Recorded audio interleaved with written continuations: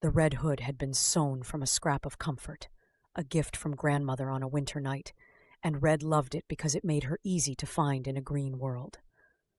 On a soft morning, her mother wrapped bread and a jar of butter in a cloth and said, "Take this to your grandmother. Straight there, back by noon. Don't leave the path, and if anyone asks more than they should, let the trees answer for you." The forest gathered her up. Beech trunks like pillars, moss bright as fields, a stream keeping her company with low talk. When the gray wolf stepped out, he did not bare his teeth. He bowed. "Good morning, little traveler.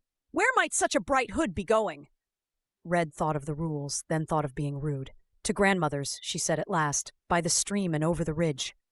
"How dutiful," the wolf murmured. His eyes flicked to a patch of bluebells farther in. "A basket looks finer with flowers, just there. 2 steps from the path." Red hesitated. It was only a little detour. The path waited like a straight thought just behind her. She bent to the petals. When she looked up, the wolf was gone. He had taken the short, wrong way. He knew the door that stuck and how to slip a paw beneath it. The cottage smelled of lavender and old wood. Grandmother's voice wavered once, then no more. By the time Red climbed the ridge, a figure lay in the bed, quilts tucked to the chin, cap pulled low. The room was dim. The air had the wild, damp scent of something that had come in from rain. "Grandmother?" Red said, setting down the basket. The figure turned its head. "What big eyes you have! All the better to see you with!" came the voice, thicker, colder. "What big ears you have! All the better to hear you with! And what big teeth! All the better," the wolf growled, throwing back the quilt, "to eat you with!" He sprang. Red stumbled against the table. The jar tipped and broke. The smell of butter and bread and wolf filled the room.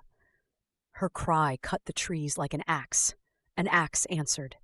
The woodcutter, passing by with his day's work on his shoulder, heard the wrongness in that cry and shouldered through the door. What happened next was quick and rough. A shout, a swing, a struggle, a stillness. In the quiet that followed, grandmother sat up from the cupboard where she had hidden when the wolf first entered, pale and shaking. They stitched the door, set stones where danger had lain, and opened the window wide to clear the air. On the walk home, Red held her mother's hand and did not let go. She talked less, listened more. To the stream, to the wind in the leaves, to the small voice that had tried to speak when the room smelled wrong and the eyes were too large. After that day, the red hood meant 2 things, both true at once: that kindness can be bright in a dark place, and that even bright things must keep to the path. Red still carried bread to those who needed it.